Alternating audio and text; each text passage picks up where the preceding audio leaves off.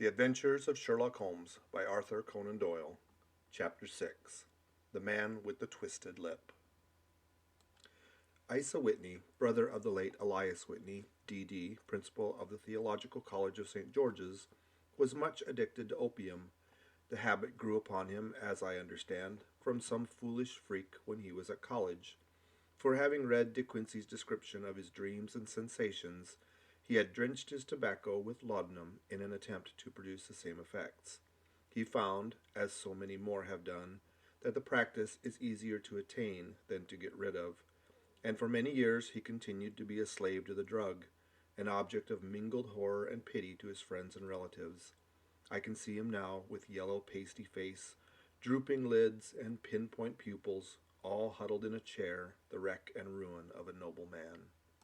One night, it was in June, '89, there came a ring to my bell, about the hour when a man gives his first yawn and glances at the clock. I sat up in my chair, and my wife laid her needlework down in her lap and made a little face of disappointment. "A patient," said she. "You'll have to go out." I groaned, for I was newly come back from a weary day. We heard the door open, a few hurried words, and then quick steps upon the linoleum. Our own door flew open, and a lady, clad in some dark-colored stuff, with a black veil, entered the room. "You will excuse my calling so late," she began, and then, suddenly losing her self-control, she ran forward, threw her arms about my wife's neck, and sobbed upon her shoulder.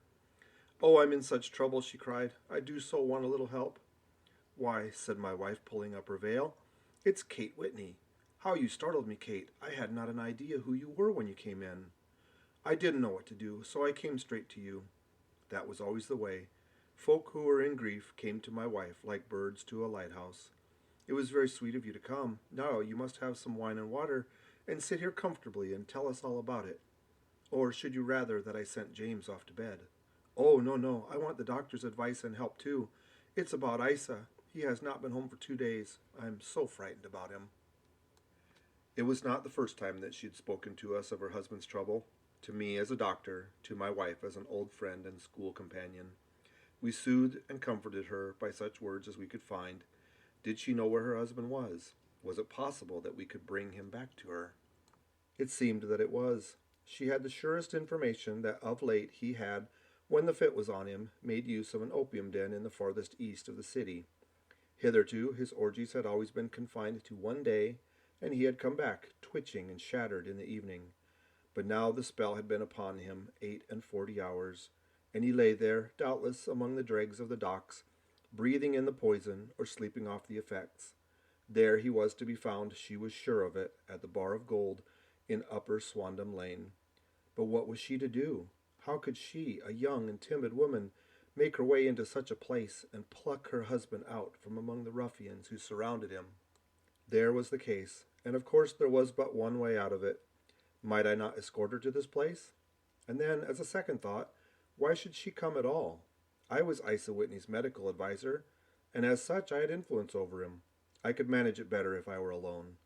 I promised her on my word that I would send him home in a cab within 2 hours if he were indeed at the address which she had given me. And so, in 10 minutes, I had left my armchair and cheery sitting room behind me, and was speeding eastward in a hansom on a strange errand, as it seemed to me at the time, though the future only could show how strange it was to be. But there was no great difficulty in the first stage of my adventure. Upper Swandam Lane is a vile alley lurking behind the high wharves which line the north side of the river to the east of the London Bridge, between a slop shop and a gin shop, approached by a steep flight of steps leading down to a black gap like the mouth of a cave. I found the den of which I was in search. Ordering my cab to wait, I passed down the steps, worn hollow in the center by the ceaseless tread of drunken feet, and by the light of a flickering oil lamp above the door, I found the latch and made my way into a long, low room, thick and heavy with the brown opium smoke, and terraced with wooden berths like the forecastle of an emigrant ship. Through the gloom one could dimly catch a glimpse of bodies lying in strange, fantastic poses, bowed shoulders, bent knees, heads thrown back, and chins pointing upward, with here and there a dark, lackluster eye turned upon the newcomer. Out of the black shadows there glimmered little red circles of light, now bright, now faint, as the burning poison waxed and waned in the bowls of the metal pipes. The most lay silent, but some muttered to themselves. The others talked together in a strange, low, monotonous voice, their conversation coming in gushes and then suddenly tailing off into silence, each mumbling out his own thoughts and paying little heed to the words of his neighbor. At the farther end was a small brazier of burning charcoal, beside which, on a three-legged wooden stool, there sat a tall, thin old man, with his jaw resting upon his two fists and his elbows upon his knees, staring into the fire. As I entered, a sallow Malay attendant had hurried up with a pipe for me and a supply of the drug, beckoning me to an empty berth. "Thank you, I have not come to stay," said I. "There's a friend of mine here, Mr. Isa Whitney, and I wish to speak with him." There was a movement and an exclamation from my right, and peering through the gloom, I saw Whitney, pale, haggard, and unkempt, staring out at me. "My God, it's Watson," he said. He was in a pitiable state of reaction, with every nerve in a twitter. "I say, Watson, what o'clock is it?" "Nearly 11. "Of what day?" "Of Friday, June 19th. "Good heavens, I thought it was Wednesday." "It is Wednesday. What'd you want to frighten a chap for?" He sank his face into his arms and began to sob in a high treble key. "I tell you that it is Friday, man. Your wife has been waiting this 2 days for you. You should be ashamed of yourself." "So I am. But you've got mixed, Watson, for I've only been here a few hours. 3 pipes, 4 pipes, I forget how many. But I'll go home with you. I wouldn't frighten Kate. Poor little Kate. Give me your hand. Have you a cab?" "Yes, I have one waiting." "Then I shall go in it. But I must owe something. Find what I owe, Watson. I am all off color.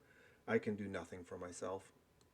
I walked down the narrow passage between the double row of sleepers, holding my breath to keep out the vile, stupefying fumes of the drug, and looking about for the manager. As I passed the tall man who sat by the brazier, I felt a sudden pluck at my skirt, and a low voice whispered, "Walk past me, and then look back at me." The words fell quite distinctly upon my ear. I glanced down.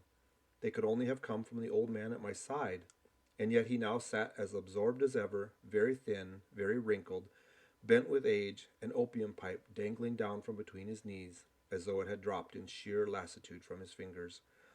I took 2 steps forward and looked back. It took all of my self-control to prevent me from breaking out into a cry of astonishment. He had turned his back so that none could see him but I. His form had filled out, his wrinkles were gone, the dull eyes had regained their fire, and there, sitting by the fire and grinning at my surprise, was none other than Sherlock Holmes. He made a slight motion to me to approach him, and instantly, as he turned his face half round to the company once more, subsided into a doddering, loose-lipped senility.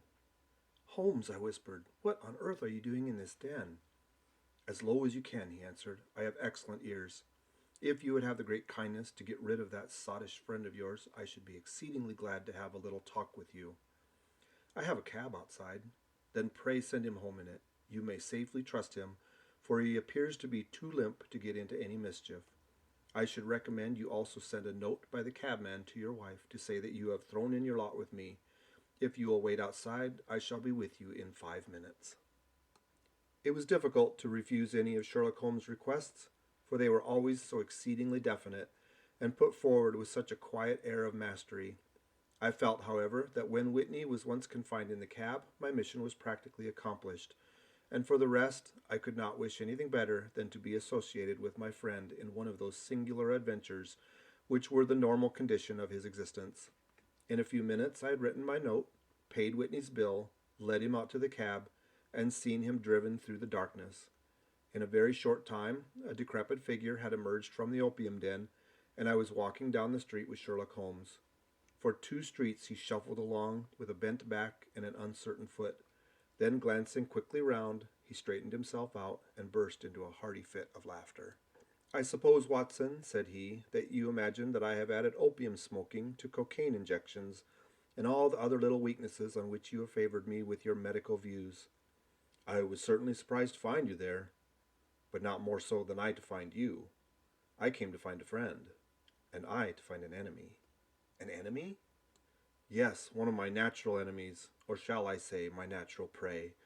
Briefly, Watson, I am in the midst of a very remarkable inquiry, and I have hoped to find a clue in the incoherent ramblings of these sots, as I have done before now. Had I been recognized in that den, my life would not have been worth an hour's purchase, for I have used it before now for my own purposes, and the rascally Lascar who runs it has sworn to have vengeance upon me. There is a trapdoor at the back of that building near the corner of Paul's Wharf, which could tell some strange tales of what has passed through it upon the moonless nights. What? You do not mean bodies? Aye, bodies, Watson. We should be rich men if we had £1,000 for every poor devil who has been done to death in that den. It is the vilest murder trap on the whole riverside, and I fear that Neville St. Clair has entered it never to leave it more. But our trap should be here. He put his two forefingers between his teeth and whistled shrilly, a signal which was answered by a similar whistle from the distance, followed shortly by the rattle of wheels and the clink of horses' hoofs. Now, Watson, said Holmes, as a tall dog-cart dashed up through the gloom, throwing out two golden tunnels of yellow light from its side lanterns. You'll come with me, won't you? If I can be of use. Oh, a trusty comrade is always of use, and a chronicler still more so. My room at the Cedars is a double-bedded one. The Cedars? Yes, that is Mr. St. Clair's house. I am staying there while I conduct the inquiry. Where is it, then? Near Lee, in Kent. We have a 7-mile drive before us. But I am all in the dark. Of course you are. You'll know all about it presently. Jump up here. All right, John, we shall not need you. Here's £50. Look out for me tomorrow about 11. Give her her head. So long, then. He flicked the horse with his whip, and we dashed away through the endless succession of somber and deserted streets, which widened gradually until we were flying across a broad balustraded bridge, with the murky river flowing sluggishly beneath us. Beyond lay another dull wilderness of brick and mortar, its silence broken only by the heavy, regular footfall of the policeman, or the songs and shouts of some belated party of revelers. A dull wrack was drifting slowly across the sky, and a star or two twinkled dimly here and there through the rifts in the clouds. Holmes drove in silence, with his head sunk upon his breast, and the air of a man who is lost in thought, while I sat beside him, curious to learn what his new quest might be, which seemed to tax his powers so sorely, and yet afraid to break in upon the current of his thoughts. We had driven several miles, and were beginning to get to the fringe of the belt of suburban villas, when he shook himself, shrugged his shoulders, and lit up his pipe with the air of a man who has satisfied himself that he is acting for the best. You have a grand gift of silence, Watson, said he. It makes you quite invaluable as a companion. Upon my word, it is a great thing for me to have someone to talk to, for my own thoughts are not over-pleasant. I was wondering what I should say to this dear little woman tonight when she meets me at the door. You forget that I know nothing about it. I shall just have time to tell you the facts of the case before we get to Lee. It seems absurdly simple, and yet somehow I can get nothing to go upon. There's plenty of thread, no doubt, but I can't get the end of it into my hand. Now I'll state the case clearly and concisely to you, Watson, and maybe you can see a spark where all is dark to me. Proceed, then. Some years ago, to be definite, in May of 1884, there came to Lee a gentleman, Neville St. Clair by name, who appears to have plenty of money. He took a large villa, laid out the grounds very nicely, and lived generally in good style. By degrees he made friends in the neighborhood, and in 1887 he married the daughter of a local brewer, by whom he now has 2 children. He had no occupation, but was interested in several companies, and went into town as a rule in the morning, returning by the 5:14 from Cannon Street every night. Mr. St. Clair is now 37 years of age, is a man of temperate habits, a good husband, a very affectionate father, and a man who is popular with all who know him. I may add that his whole debts at the present moment, as far as we have been able to ascertain, amounts to £88 10s, while he has £220 standing to his credit in the Capital and County Bank. There is no reason, therefore, to think that money troubles have been weighing upon his mind. Last Monday, Mr. Neville St. Clair went into town rather earlier than usual, remarking before he started that he had 2 important commissions to perform, and that he would bring his little boy home a box of bricks. Now, by the merest chance, his wife received a telegram upon this same Monday, very shortly after his departure, to the effect that a small parcel of considerable value, which she had been expecting, was waiting for her at the offices of the Aberdeen Shipping Company. Now, if you are well up in your London, you will know that the office of the company is in Fresno Street, which branches out of Upper Swandam Lane, where you found me tonight. Mrs. St. Clair had her lunch, started for the city, did some shopping, proceeded to the company's office, got her packet, and found herself at exactly 4:35 walking through Swandam Lane on her way back to the station. Have you followed me so far? It is very clear. If you remember, Monday was an exceedingly hot day, and Mrs. St. Clair walked slowly, glancing about in the hope of seeing a cab, as she did not like the neighborhood in which she found herself. While she was walking in this way down Swandam Lane, she suddenly heard an ejaculation or cry, and was struck cold to see her husband looking down at her, and, as it seemed to her, beckoning to her from a second-floor window. The window was open, and she distinctly saw his face, which she described as being terribly agitated. He waved his hands frantically to her, and then vanished from the window so suddenly that it seemed to her that he had been plucked back by some irresistible force from behind. One singular point which struck her quick feminine eye was that although he wore some dark coat, such as he had started to town in, he had on neither collar nor necktie. Convinced that something was amiss with him, she rushed down the steps, for the house was none other than the opium den in which you found me tonight, and running through the front room, she attempted to ascend the stairs which led to the first floor. At the foot of the stairs, however, she met this Lascar scoundrel of whom I have spoken, who thrust her back, and aided by a Dane, who acts as assistant there, pushed her out into the street. Filled with the most maddening doubts and fears, she rushed down the lane, and by rare good fortune met in Fresno Street a couple of constables with an inspector, all on their way to their beat. The inspector and two men accompanied her back, and in spite of the continued resistance of the proprietor, they made their way to the room in which Mr. St. Clair had last been seen. There was no sign of him.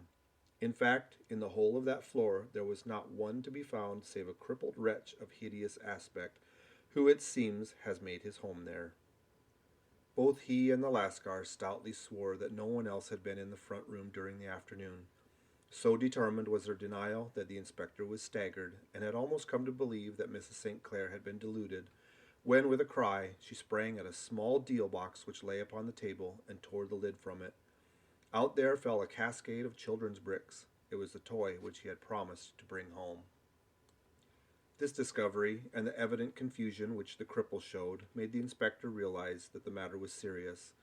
The rooms were carefully examined, and results all pointed to an abominable crime.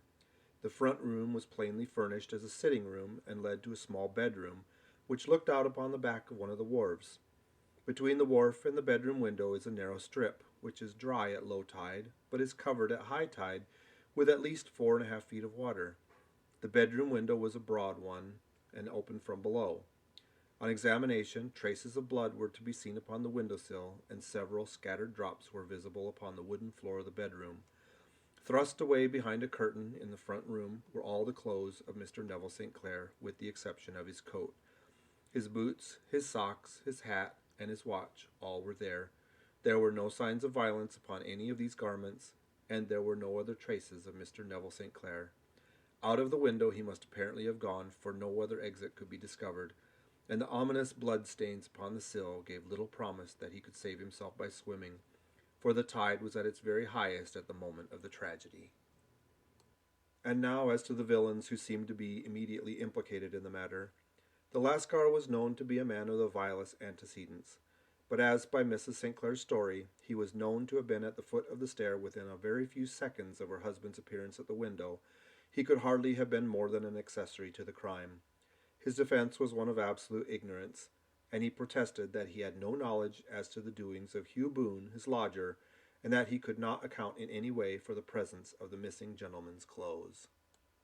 So much for the Lascar manager. Now for the sinister cripple who lives upon the second floor of the opium den, and who was certainly the last human being whose eyes rested upon Neville St. Clair. His name is Hugh Boone, and his hideous face is one which is familiar to every man who goes much to the city. He is a professional beggar, though in order to avoid the police regulations, he pretends to a small trade in wax vestas. Some little distance down Threadneedle Street, upon the left-hand side, there is, as you may have remarked, a small angle in the wall. Here it is that this creature takes his daily seat, cross-legged with his tiny stock of matches in his lap, and as he is a piteous spectacle, a small rain of charity descends into the greasy leather cap which lies upon the pavement beside him. I have watched the fellow more than once before I ever thought of making his professional acquaintance, and I have been surprised at the harvest which he has reaped in a short time. His appearance, you see, is so remarkable that no one can pass him without observing him. A shock of orange hair, a pale face disfigured by a horrible scar, which, by its contraction, has turned up the outer edge of his upper lip, a bulldog chin, and a pair of very penetrating dark eyes, which present a singular contrast to the color of his hair, all mark him out from amid the common crowd of mendicants, and so too does his wit, for he is ever ready with a reply to any piece of chaff which may be thrown at him by the passers-by.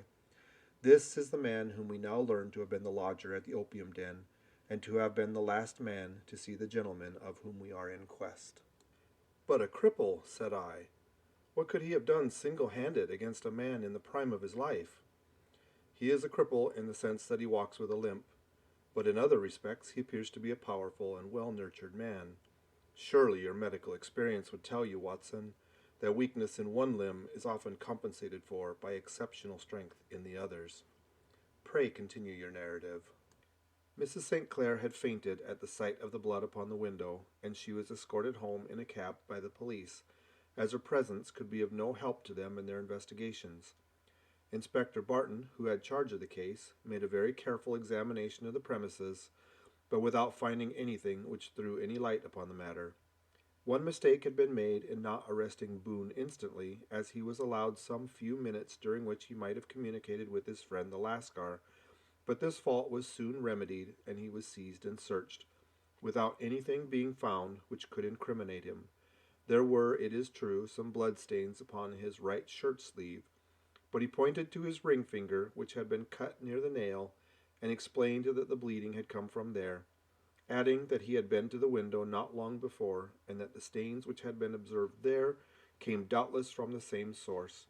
He denied strenuously having ever seen Mr. Neville St. Clair, and swore that the presence of the clothes in his room was as much a mystery to him as to the police. As to Mrs. St. Clair's assertion that she had actually seen her husband at the window, he declared that she must have been either mad or dreaming. He was removed, loudly protesting, to the police station, while the inspector remained upon the premises in the hopes that the ebbing tide might afford some fresh clue. And it did, though they hardly found upon the mud bank what they had feared to find. It was Neville St. Clair's coat, and not Neville St. Clair, which lay uncovered as the tide receded. And what do you think they found in the pockets? I cannot imagine. No, I don't think you would guess.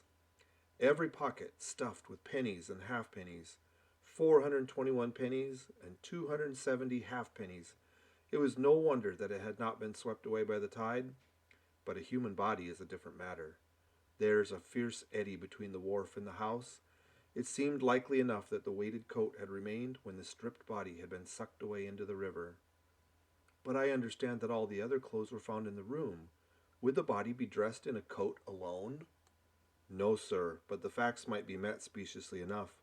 Suppose that this man Boone had thrust Neville St. Clair through the window. There is no human eye which could have seen the deed. What would he do then? It would, of course, instantly strike him that he must get rid of the telltale garments.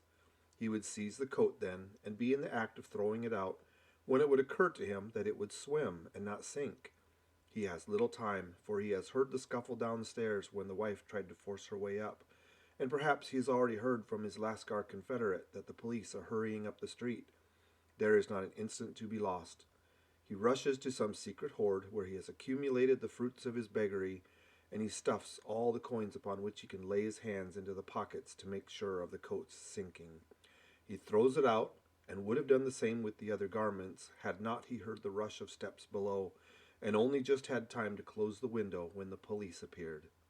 It certainly sounds feasible. Well, we will take it as a working hypothesis, for want of a better. Boone, as I have told you, was arrested and taken to the station, but it could not be shown that there had ever before been anything against him. He had for years been known as a professional beggar, but his life appeared to have been a very quiet and innocent one.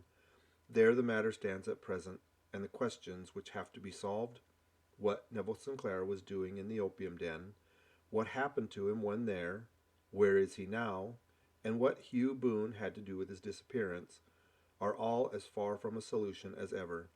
I confess that I cannot recall any case within my experience which looked at the first glance so simple, and yet which presented such difficulties.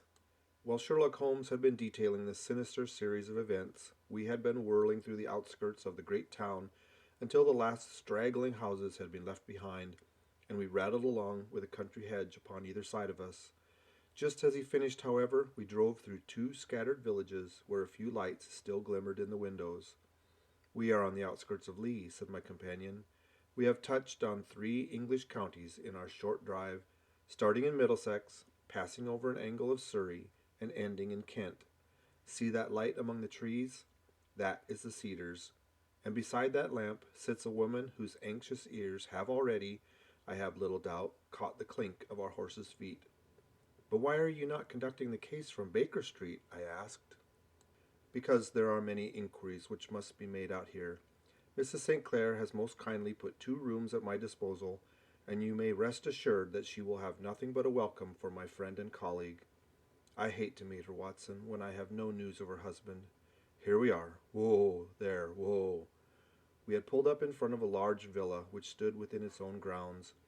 A stable boy had run out to the horse's head, and springing down I followed Holmes up the small winding gravel drive which led to the house.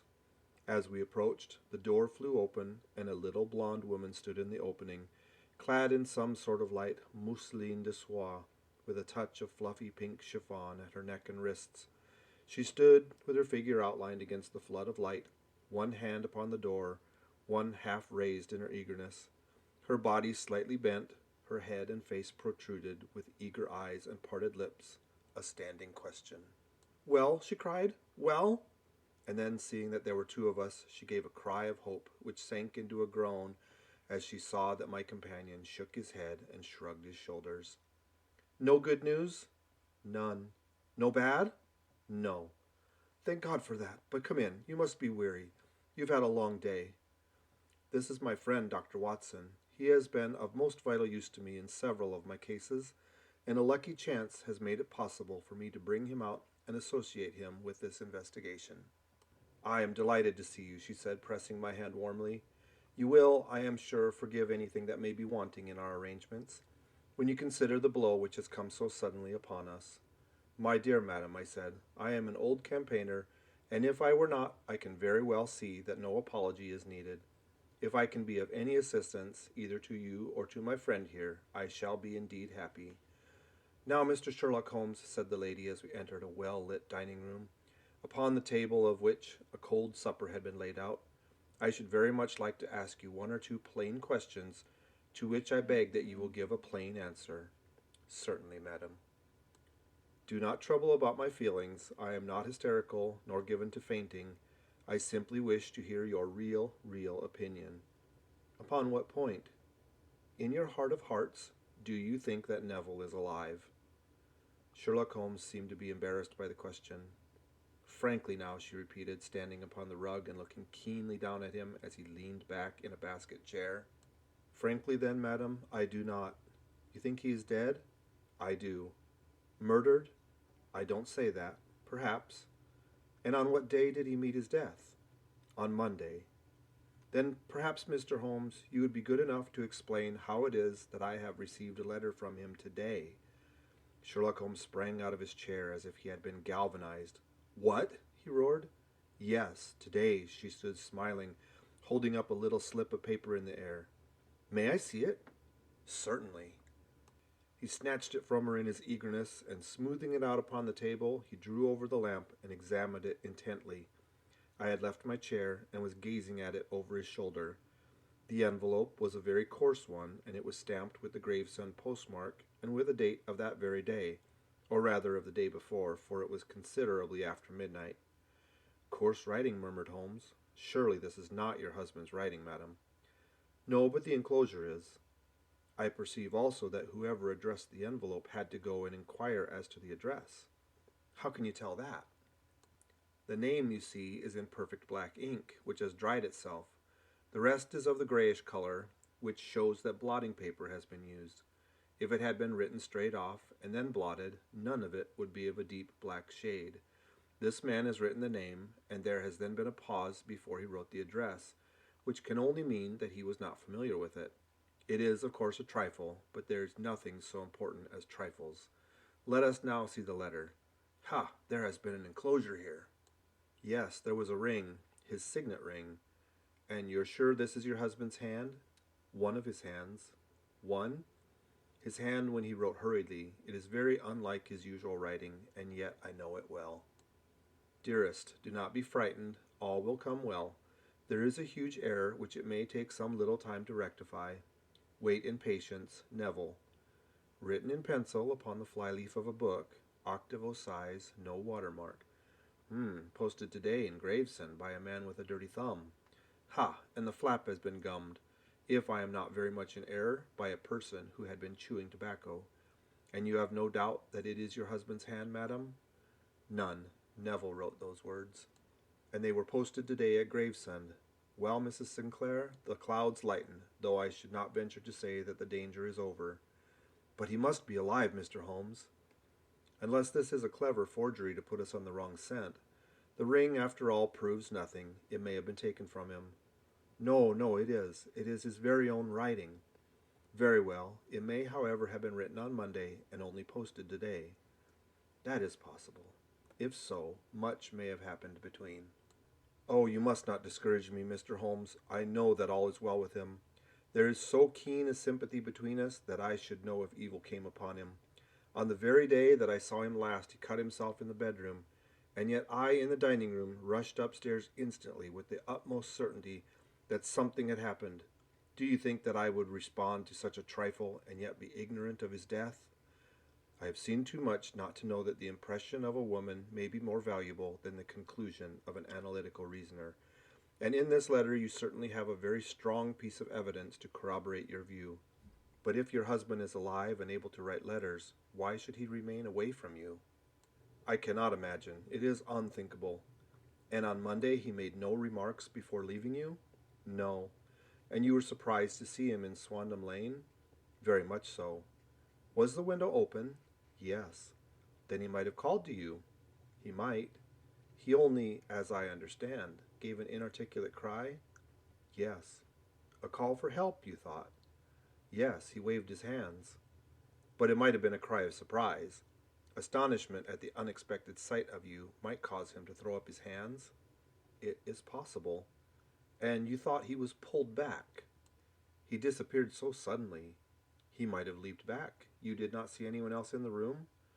No, but this horrible man confessed to having been there, and the Lascar was at the foot of the stairs. Quite so. Your husband, as far as you could see, had his ordinary clothes on? But without his collar or tie. I distinctly saw his bare throat. Had he ever spoken of Swandam Lane? Never. Had he ever showed any signs of having taken opium? Never.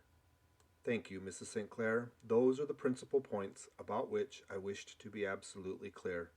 We shall now have a little supper and then retire, for we may have a very busy day tomorrow. A large and comfortable double-bedded room had been placed at our disposal, and I was quickly between the sheets, for I was weary after my night of adventure.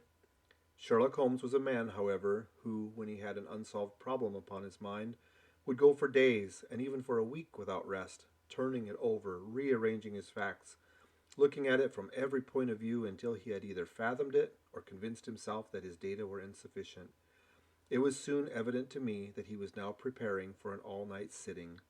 He took off his coat and waistcoat, put on a large blue dressing gown, and then wandered about the room collecting pillows from his bed and cushions from the sofa and armchairs. With these he constructed a sort of eastern divan upon which he perched himself cross-legged, with an ounce of shag tobacco and a box of matches laid out in front of him. In the dim light of the lamp I saw him sitting there, an old briar pipe between his lips, his eyes fixed vacantly upon the corner of the ceiling, the blue smoke curling up from him, silent, motionless, with the light shining upon his strong-set aquiline features. So he sat as I dropped off to sleep, and so he sat when a sudden ejaculation caused me to wake up, and I found the summer sun shining into the apartment. The pipe was still between his lips, the smoke still curled upward, and the room was full of a dense tobacco haze, but nothing remained of the heap of shag which I had seen upon the previous night. "Awake, Watson?" he asked. "Yes." "Game for a morning drive?" "Certainly." "Then dress. No one is stirring yet, but I know where the stable boy sleeps. and we shall soon have the trap out." He chuckled to himself as he spoke. His eyes twinkled, and he seemed a different man to the somber thinker of the previous night. As I dressed, I glanced at my watch. It was no wonder that no one was stirring. It was 25 minutes past 4. I had hardly finished when Holmes returned with the news that the boy was putting in the horse. "I want to test a little theory of mine," he said, pulling on his boots. "I think, Watson, that you are now standing in the presence of one of the most absolute fools in Europe. I deserve to be kicked from here to Charing Cross, but I think I have the key to the affair now." "And where is it?" I asked, smiling. "In the bathroom," he answered. "Oh, yes, I'm not joking," he continued, seeing my look of incredulity. "I have just been there, and I have taken it out, and I have got it in this Gladstone bag. Come on, my boy, and we shall see whether it will not fit the lock." We made our way downstairs as quietly as possible and out into the bright morning sunshine. In the road stood our horse and trap, with the half-clad stable boy waiting at the head. We both sprang in, and away we dashed down the London road. A few country carts were stirring, bearing in vegetables to the metropolis, but the line of villas on either side were as silent and lifeless as some city in a dream. "It has been in some points a singular case," said Holmes, flicking the horse into a gallop.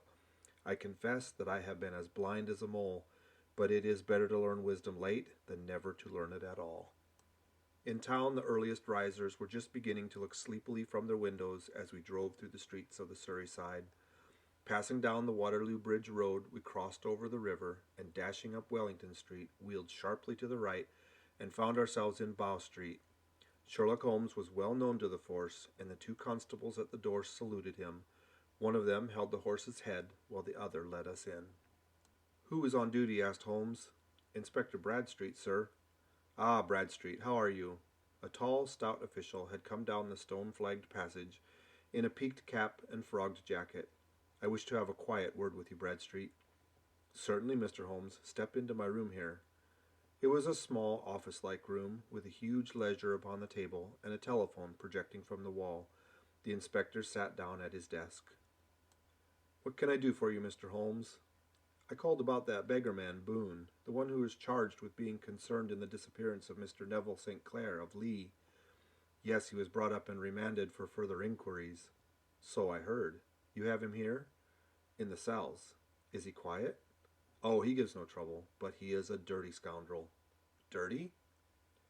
"Yes, it's all we can do to make him wash his hands, and his face is as black as a tinker's.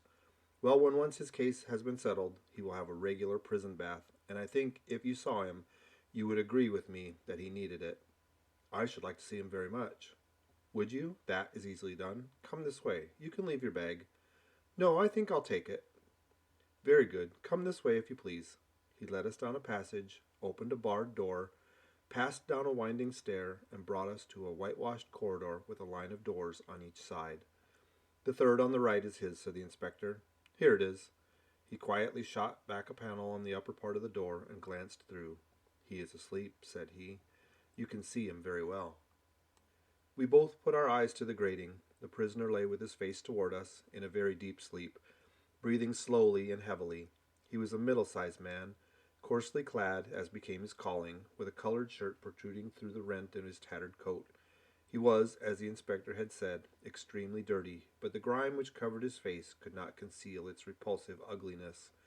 A broad weal from an old scar ran right across it from eye to chin, and by its contraction had turned up one side of the upper lip, so that 3 teeth were exposed in a perpetual snarl. A shock of very bright red hair grew low over his eyes and forehead. "He's a beauty, isn't he?" said the inspector. "He certainly needs a wash," remarked Holmes. "I had an idea that he might, and I took the liberty of bringing the tools with me." He opened the Gladstone bag as he spoke, and took out, to my astonishment, a very large bath sponge. "You're a funny one," chuckled the inspector. "Now, if you will have the great goodness to open the door very quietly, we shall soon make him cut a much more respectable figure." "Well, I don't know why not," said the inspector. "He doesn't look a credit to the Bow Street cells, does he?" He slipped his key into the lock, and we all very quietly entered the cell. The sleeper half turned, and then settled down once more into a deep slumber. Holmes stooped to the water jug, moistened his sponge, and then rubbed it twice vigorously across and down the prisoner's face. "Let me introduce you," he shouted, "to Mr. Neville St. Clair of Lee in the county of Kent." Never in my life had I seen such a sight. The man's face peeled off under the sponge like the bark from a tree. Gone was the coarse brown tint. Gone, too, was the horrid scar which had seamed it across, and the twisted lip which had given the repulsive sneer to the face. A twitch brought away the tangled red hair, and there, sitting up in his bed, was a pale, sad-faced, refined-looking man, black-haired and smooth-skinned, rubbing his eyes and staring about him with sleepy bewilderment. Then, suddenly realizing the exposure, he broke into a scream and threw himself down with his face to the pillow. "Great heavens!" cried the inspector. "It is indeed the missing man. I know him from the photograph." The prisoner turned with the reckless air of a man who abandons himself to his destiny. "Be it so," said he. "And pray what am I charged with?" "With making away with Mr. Neville St. "Oh, come, you can't be charged with that unless you make a case of attempted suicide of it," said the inspector with a grin. "Well, I have been 27 years on the force, but this really takes the case.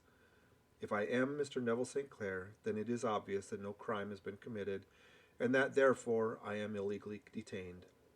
"No crime, but a very great error has been committed," said Holmes. "You would have done better to have trusted your wife." "It was not the wife, it was the children," groaned the prisoner. "God help me, I could not have them ashamed of their father. My God, what an exposure! What can I do?" Sherlock Holmes sat down beside him on the couch and patted him kindly on the shoulder. "If you leave it to a court of law to clear the matter up," said he, "of course you can hardly avoid publicity. On the other hand, if you convince the police authorities that there is no possible case against you, I do not know that there's any reason that the details should find their way into the papers. Inspector Bradstreet would, I am sure, make notes upon anything which you might tell us and submit it to the proper authorities. The case would then never go into court at all." "God bless you," cried the prisoner passionately. "I would have endured imprisonment, aye, even execution, rather than have left my miserable secret as a family blot to my children. You are the first who have ever heard my story. My father was a schoolmaster in Chesterfield, where I received an excellent education. I traveled in my youth, took to the stage, and finally became a reporter on an evening paper in London. One day my editor wished to have a series of articles upon begging in the metropolis, and I volunteered to supply them. There was the point from which all my adventures started.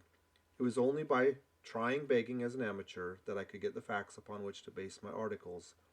When an actor, I had, of course, learned all the secrets of making up, and had been famous in the green room for my skill. I took advantage now of my attainments. I painted my face, and to make myself as pitiable as possible, I made a good scar and fixed one side of my lip with a twist by the aid of a small slip of flesh-colored plaster. Then, with a red head of hair and an appropriate dress, I took my station in the business part of the city, ostensibly as a match seller, but really as a beggar.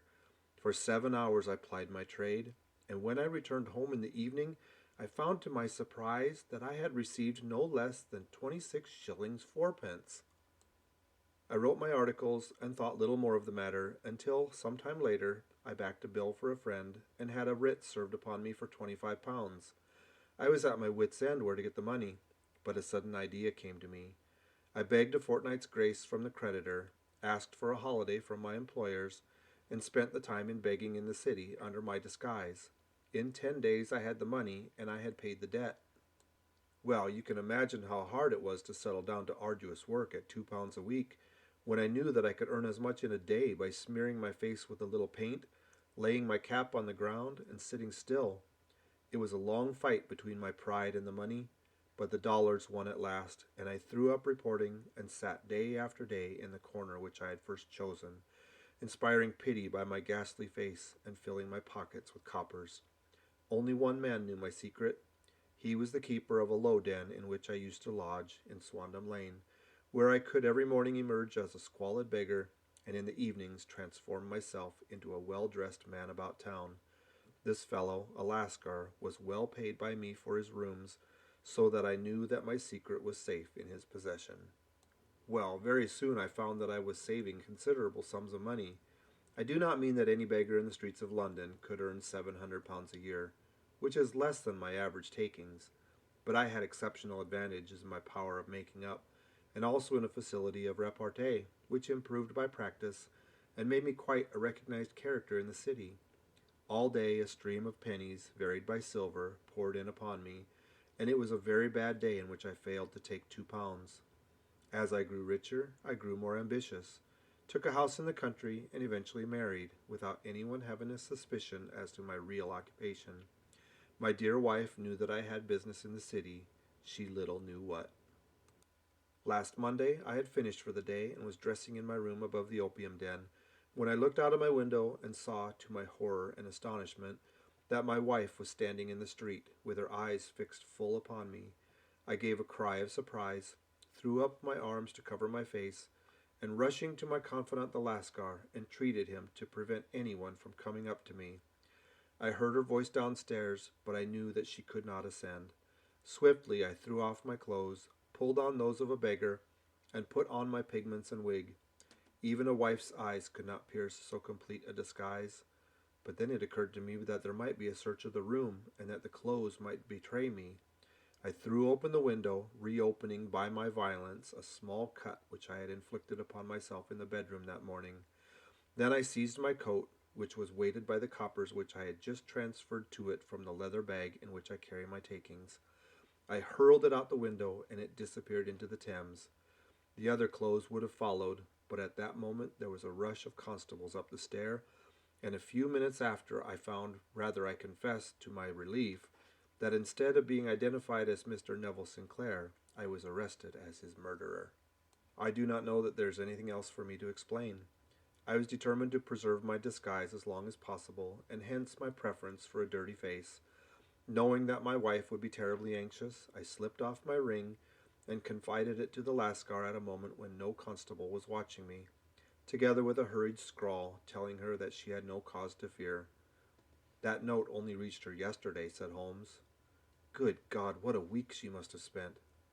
"The police have watched this Lascar," said Inspector Bradstreet, "and I can quite understand that he might find it difficult to post a letter unobserved.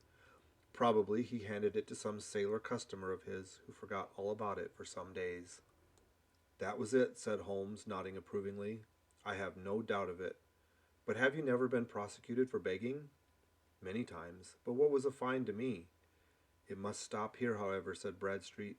"If the police are to hush this thing up, there must be no more Hugh Boone. I have sworn it by the most solemn oaths which a man can take. In that case, I think that it is probable that no further steps may be taken. But if you are found again, then all must come out. I am sure, Mr. Holmes, that we are very much indebted to you for having cleared the matter up. I wish I knew how you reach your results." "I reached this one," said my friend, "by sitting upon 5 pillows and consuming an ounce of shag. I think, Watson, that if we drive to Baker Street, we shall just be in time for breakfast." End of chapter 6.